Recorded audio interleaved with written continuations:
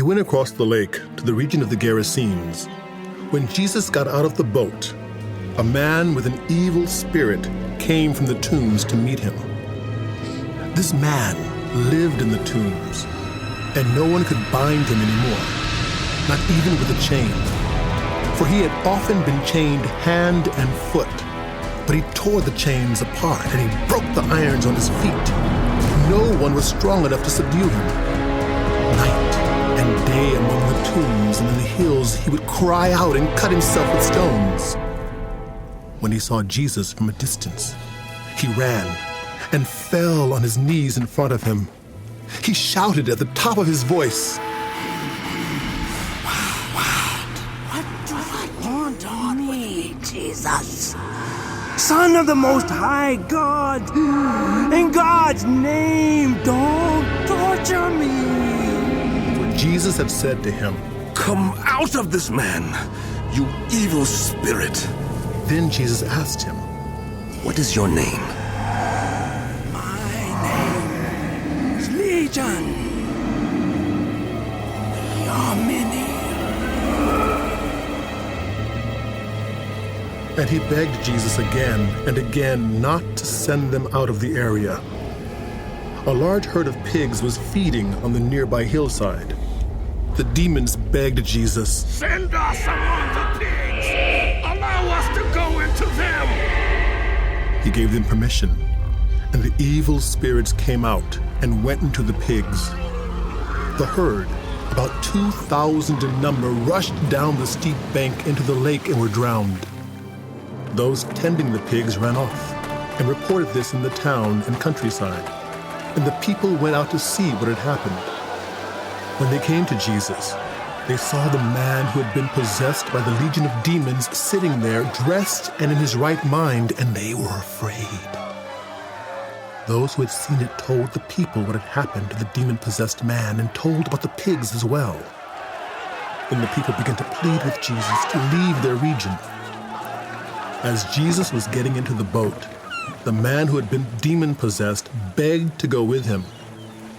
Jesus did not let him, but said, Go home to your own people and tell them how much the Lord has done for you and how he has had mercy on you. So the man went away and began to tell in the Decapolis how much Jesus had done for him, and all the people were amazed. When Jesus had again crossed over by boat to the other side of the lake, a large crowd gathered around him while he was by the lake. Then one of the synagogue leaders named Jairus came, and when he saw Jesus, he fell at his feet. He pleaded earnestly with him. My little daughter is dying. Please come and put your hands on her so that she will be healed and live. So Jesus went with him. A large crowd followed and pressed around him. And a woman was there who had been subject to bleeding for 12 years.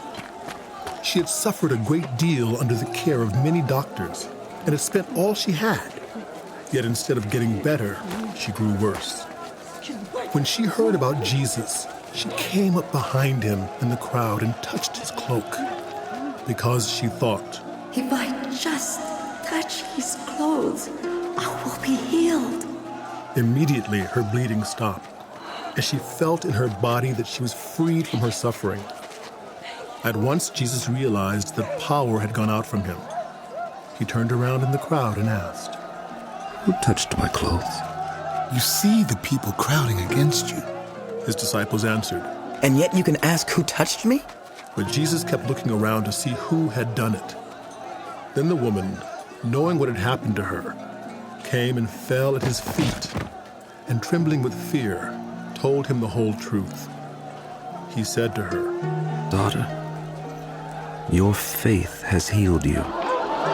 Go in peace and be freed from your suffering. While Jesus was still speaking, some people came from the house of Jairus, the synagogue leader. Your daughter is dead, they said. Why bother the teacher anymore? Overhearing what they said, Jesus told him, Don't be afraid, just believe. He did not let anyone follow him except Peter, James, and John, the brother of James. When they came to the home of the synagogue leader, Jesus saw a commotion with people crying and wailing loudly. He went in and said to them, "Why all this commotion and wailing? The child is not dead, but asleep." But they laughed at him.